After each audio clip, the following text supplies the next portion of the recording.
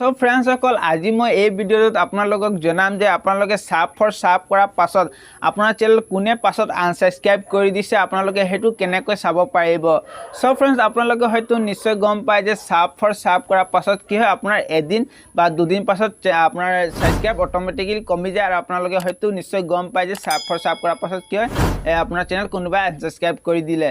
So friends আজি এই ভিডিওটোত মই আপোনালোকে স্টেপ বাই স্টেপ দেখাই দিম যে আপোনালোকে কেনেকৈ চাব পাৰিব আপোনাৰ চেনেল কোনে আনসাবস্ক্ৰাইব কৰিছে আৰু আপুনি তাতে লগালগ আপুনি তাকো আনসাবস্ক্ৰাইব কৰিব পাৰিব। সো फ्रेंड्स মই লৈ গৈছো আপোনালোকৰ মোবাইল স্ক্ৰিনত আপোনালোকে স্টেপ বাই স্টেপ চাব যাতে আপোনাৰ একো প্ৰবলেম নহয়। So friends let's go. So friends সকল মই আহিলো মোবাইল স্ক্ৰিনত প্ৰথমতে আপোনালোকে কি কৰিব আপোনাৰ গৰম বাজাৰ বা আপোনালোকে ডেস্কটপত যদি চেক কৰে তেতিয়াহলে আপোনালোকে ইউটিউব ওপেন কৰি ল'ব।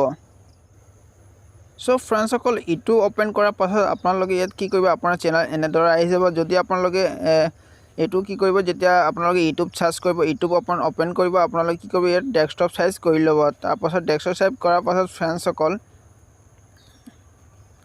আপোনালোকে কি কৰিব ইয়াত দেখি পাইছে ইউটিউব ষ্টুডিও আপোনালোকে ইয়াত দেখি পাইছে। তাৰ পাছত আপোনালোকে কি কৰিব ইউটিউব ষ্টুডিওত আপোনালোকে ক্লিক কৰিব।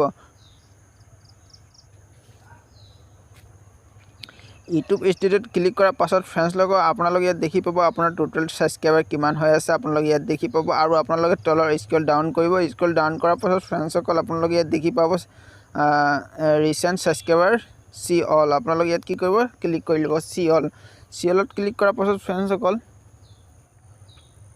আপোনালোকে স্ক্ৰল ডাউন কৰিব। স্ক্ৰল ডাউন কৰাৰ পাছত আপোনালোকে ইয়াত দেখি পাব रोज पेयर पेज বুলি আপোনালোকে ইয়াত কি কৰিব সিলেক্ট 50 কৰি ল'ব।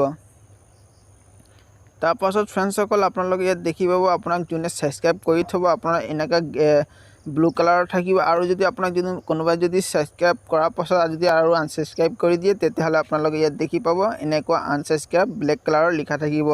সো আপোনালোকে ইয়াত দেখি পাইছে আইকেকে লাইভ বুলি যেহেতু মোৰ চেনেলটো আনসাবস্ক্ৰাইব কৰি থৈ দিছে মই তাক সাব কৰোতে যেহেতু মই তাক সাবস্ক্ৰাইব কৰিছিলো। সো फ्रेंड्स আপোনালোকে ইয়াৰ পৰা এনেকা চেক কৰি পিনে আনসাবস্ক্ৰাইব কৰিব পাৰিব।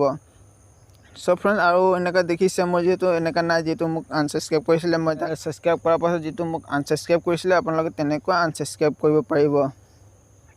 সো फ्रेंड्स সকল ভিডিওটো চাই আপোনালোকে নিশ্চয় গম পালে যে সাব কৰাৰ পাছত আপোনাৰ চেনেলত কোনে আনসাবস্ক্ৰাইব কৰি দিয়ে আৰু আপুনি তাকো আনসাবস্ক্ৰাইব কৰিব পাৰিব।